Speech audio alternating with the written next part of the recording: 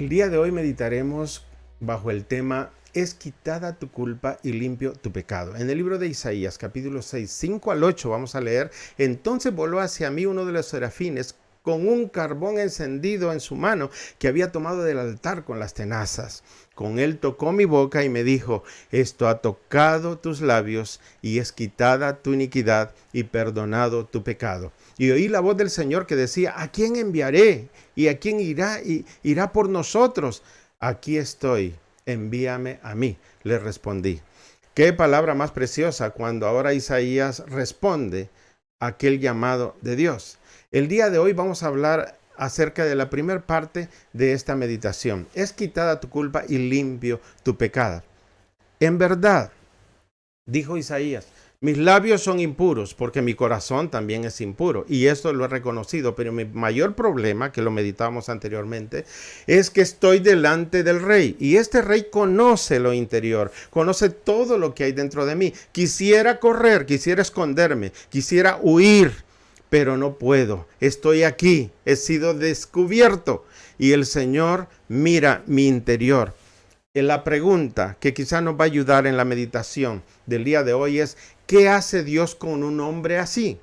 Con un hombre sucio, con un hombre que se mira su deterioro espiritual, que mira su pecado delante de él y que se siente inmundo y que clama delante de Dios. Ahora, ¿qué hace Dios?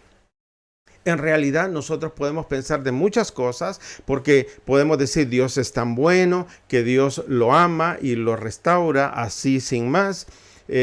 Mucha predicación de esa escuchamos el día de hoy. No pasa nada, está bien, Dios es amor, pero resulta que eso lo podemos decir o le podemos llamar que es una predicación de la gracia barata, porque es la verdad.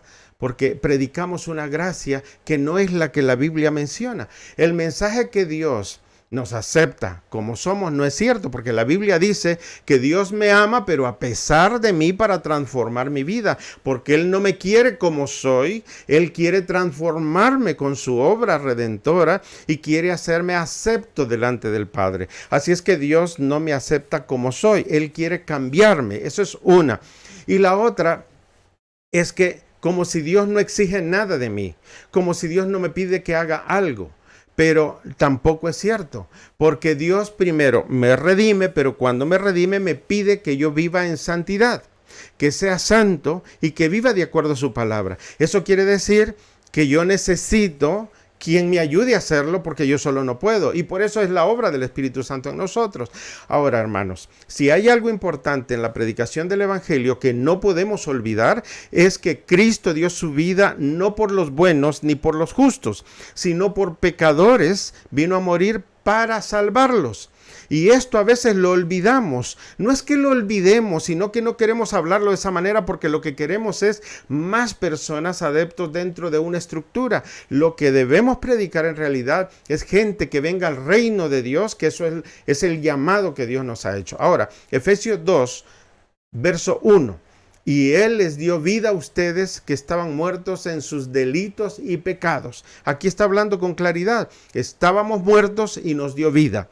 Verso 4 y 5. Pero Dios, que es rico en misericordia, por causa del gran amor con que nos amó, un amor que no entendemos. Verso 5. Aun cuando estábamos muertos en nuestros delitos, nos dio vida juntamente con Cristo. Por gracia ustedes han sido salvados. Verso 8 dice: porque por gracia ustedes han sido salvados por medio de la fe. Y esto no procede de ustedes, sino que es un don de Dios, es un regalo, no por obras para que nadie se gloríe. Pero no entendamos mal, que cuando dice que es un don, es un regalo, es que yo no hago nada. No está diciendo eso. Que dice que no podemos ser salvos por nosotros mismos. La fe tampoco proviene de nosotros mismos, viene de Dios. La gracia proviene de Dios hacia nosotros, todo proviene de Él. No procede de ustedes, sino que es un regalo de Dios. Pero esto es algo que nosotros debemos reconocer, que tenemos parte. ¿Tenemos parte en qué? En aquella respuesta que vamos a ver un poquito más adelante. La palabra de Dios muchas veces, y esto el día de hoy, quizás tú lo has notado también, hay una palabra que ha desaparecido. Es una palabra que ya ahora es una reliquia, porque muy poco se habla de ello, y es del arrepentimiento. Muy poco se predica y se habla. De hecho, al pecador tampoco se habla del arrepentimiento. Muchas veces únicamente se habla del amor de Dios, pero no se habla de un arrepentimiento verdadero. Y esto es algo necesario, porque sin un verdadero arrepentimiento no podemos ser parte del reino de Dios. Y quizá nosotros somos los primeros en que debemos escudriñar nuestro corazón para saber realmente yo estoy arrepentido de mis pecados, reconozco de verdad que Dios me amó tanto, que me vio tan pecador, que envió a su Hijo para morir por mí. Lucas 3, verso 8. Por tanto, den frutos dignos de arrepentimiento y no comiencen a decirse a ustedes mismos, tenemos a Abraham por padre, porque les digo que Dios puede levantar hijos de Abraham de estas piedras. ¿Qué está diciendo el Señor? Oye, no importa que eres hijo de Abraham, el linaje que tienes, no importa que eres religioso y que conoces la ley, porque estos hombres que están hablando conocen la ley y están viviendo y cumpliendo muchas cosas de la ley, pero le dice, tenéis que hacer frutos, vivir con los frutos dignos de arrepentimiento. Amados hermanos, esto es algo que lo hemos obviado muchas veces, empezando por mí mismo. El obviar los frutos dignos de arrepentimiento, el vivir pensando que doy por hecho de que Dios me tiene que perdonar y que no son grandes cosas las que hago, todo lo malo que yo hago. No, yo debo reconocer realmente que soy malo y necesito de arrepentimiento. Necesito buscar al único que puede perdonarme. Proverbios 28:13 dice, el que encubre sus pecados no prosperará, pero el que los confiesa y los abandona hallará misericordia. Arrepentimiento, está diciendo la palabra de Dios. Lucas 5:32, no he venido a llamar a justos, sino a pecadores al arrepentimiento. Marcos 1, 14 y 15, después de que Juan había sido encarcelado, Jesús vino a Galilea predicando el evangelio de Dios. Y decía el verso 15, el tiempo se ha cumplido, le decía, el reino de Dios se ha acercado, arrepiéntanse y crean en el evangelio. Es un llamado fuerte y no está hablando únicamente a la gente no creyente, está hablando a aquellos que conocían. Arrepiéntanse porque el reino de Dios se ha acercado a ustedes. Yo soy el reino de Dios.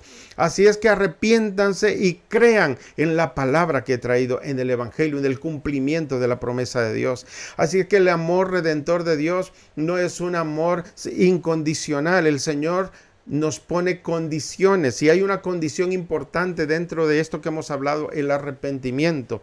Para que nuestra culpa sea quitada y limpio nuestro pecado, necesitamos tres cosas que quiero mencionar. La primera es la fe, pero una fe en Jesucristo como nuestro Señor, Salvador, nuestro Redentor, el que pagó por mí, el que justificó mi vida, el que me santifica y me presenta al Padre como justo y bueno. Es una fe que me hace depender única y exclusivamente de Dios a través de su Hijo. Eso es lo primero. Lo segundo es la respuesta que yo debo dar a ese amor de Dios hacia mí.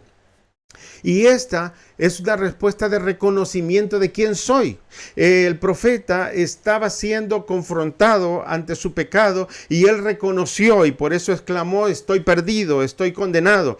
¿Por qué? Porque miró su pecado.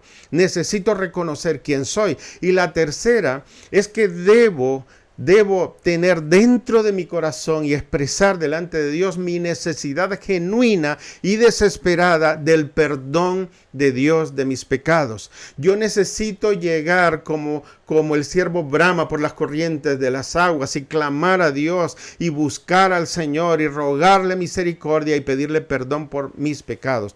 Hermano, la pregunta es, ¿realmente hay un verdadero arrepentimiento en mi corazón? ¿Estoy de verdad convencido que yo le estoy buscando y que estoy arrepentido? Y esto es algo que nos libera, cuando nos arrepentimos, nos libera de la culpa, de aquello que nos está atacando y de aquello que nos hace sentirnos mal delante de Dios. Y es por eso que el arrepentimiento es tan necesario en la vida del creyente. Primero, hemos sido redimidos, hemos sido perdonados de nuestros pecados, pero esto no quiere decir que ya no seguiremos pecando. Recordemos esta verdad.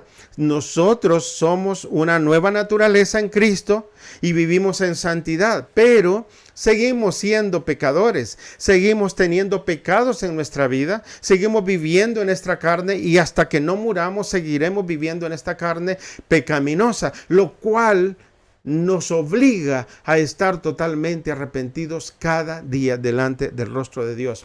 Hay un clamor que debe nacer del corazón y es: oh Dios, he pecado contra ti, perdona mis pecados, te necesito, Señor.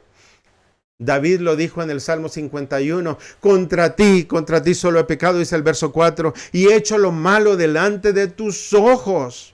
Y lo reconoce. Y el verso 6 dice algo que va congruente a la meditación de hoy. He aquí, tú amas la verdad en lo íntimo, dice el verso 6 del Salmo 51. ¿Sabe por qué está diciendo? Tú amas la verdad que nace del corazón. La verdad en lo íntimo es aquella verdad que yo puedo expresar con confianza sabiendo que tú la conoces de antemano y me vas a perdonar. Tú amas la verdad del corazón. Y por eso yo debo expresarla. El salmista lo reconoció. Amados hermanos, Dios quiere obrar en nosotros de una manera maravillosa. Yo les quiero leer, sabéis que estamos estudiando y leyendo también el libro La Santidad de Dios del Dr. R.C. Sproul. Y quiero leerles de la página 33 algo que creo que puede ayudarnos en la comprensión de lo que estamos meditando hoy. Dice él: por medio de este acto divino de limpieza, Isaías experimentó un perdón más allá de la purificación de sus labios. Él fue limpiado completamente, perdonado en su esencia, aunque no sin el terrible dolor del arrepentimiento. Él experimentó más allá de una gracia superficial y de un simple "lo siento". Él lamentó su pecado, abrumado con angustia moral, y Dios envió un ángel para sanarlo. Su pecado fue quitado, su dignidad permaneció intacta, su culpa se le quitó sin insultar su humanidad. La convicción que él sintió fue constructiva, no fue un castigo cruel e inusual.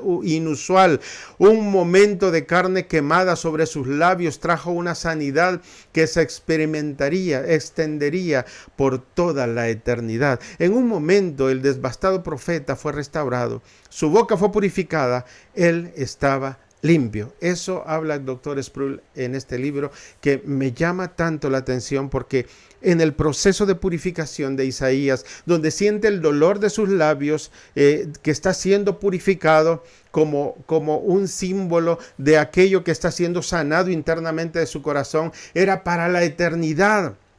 No únicamente para ser el profeta de Dios en este mundo, sino para la eternidad. Hermano, es importante esto porque Dios nos da la bendición de ser purificados por Él. Miren lo que dice Isaías que hemos leído al principio, versos 7 y 8. Él tocó mi boca y me dijo: esto ha tocado tus labios y es quitada tu iniquidad y perdonado tu pecado.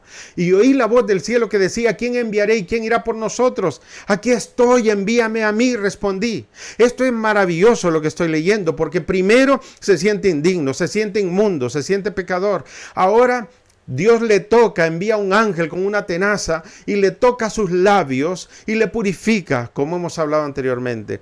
Y ahora, mientras está quemándole sus labios, escucha una voz que es más dulce que el dolor y le dice: he aquí, he tocado tus labios y he quitado tu culpa y perdonado tu pecado. ¿Cómo te sientes tú cuando eres perdonado? ¿No es cierto que es dulce? ¿No es cierto que es maravilloso? Cuando el perdón de Dios llega a mí, es algo maravilloso, que lo puedo disfrutar, que puedo bailar, danzar, que puedo decir: no me importa lo que el mundo dice, pero Dios me ha perdonado y Él me ha restaurado, y eso es lo más maravilloso que puede existir. Y ahí está ahora Isaías diciendo, el Señor dice: ¿a quién enviaré? ¿A quién enviaré? Yo no entiendo bien la misión que me va a dar, no sé bien, pero hay algo que sé, que no puedo dejar de responder al llamado de Dios. Heme aquí, envíame a mí, Señor, le respondí. ¡Wow! ¿Qué hace Dios cuando nos arrepentimos? ¿Qué está haciendo Dios en tu vida cuando te arrepientes? ¿Te has arrepentido? Hoy es un llamado a un verdadero arrepentimiento. No, no es un llamado como en aquel tiempo también Jesús llegó a los religiosos de su tiempo. Hermano, no importa dónde estés o cómo estés o qué haces, pero un verdadero arrepentimiento es un llamado de Dios para tu vida. Y no solo uno, sino vivir constantemente cada día en un verdadero arrepentimiento, que no falte un día, un instante donde tú no reconozcas que eres pecador y necesitas un verdadero arrepentimiento. Tenemos un llamado de Dios para anunciar unas buenas noticias que empiezan con un reconocimiento de tu vida de pecado y de quién es el único que puede salvarte. Un llamado a vivir en una vida santa, a una vida santa, pero no una vida santa delante de los hombres nada más, sino delante de Dios especialmente. Aquellos que están a nuestro alrededor lo van a notar, sí, lo van a notar, pero quien dice realmente cómo está tu corazón es Dios. Y tenemos que vivir así. Vivamos delante de su rostro de esa manera. Es un llamado a vivir proclamando esta verdad. La verdad que cambia corazones, que cambia vidas. Amados hermanos, esta meditación el Señor la ha llevado profundamente a mi corazón porque la necesito. Yo necesito de Él. Necesito de su ayuda como el profeta Isaías. La próxima semana vamos a meditar en la segunda parte de esto que es tan medular e importante porque hay una respuesta de Isaías. ¿Por qué? ¿Qué pasó? Que hay algo más que debemos ir comprendiendo en esta enseñanza. Que el Señor te bendiga. Con la ayuda del Señor nos vemos la semana que viene.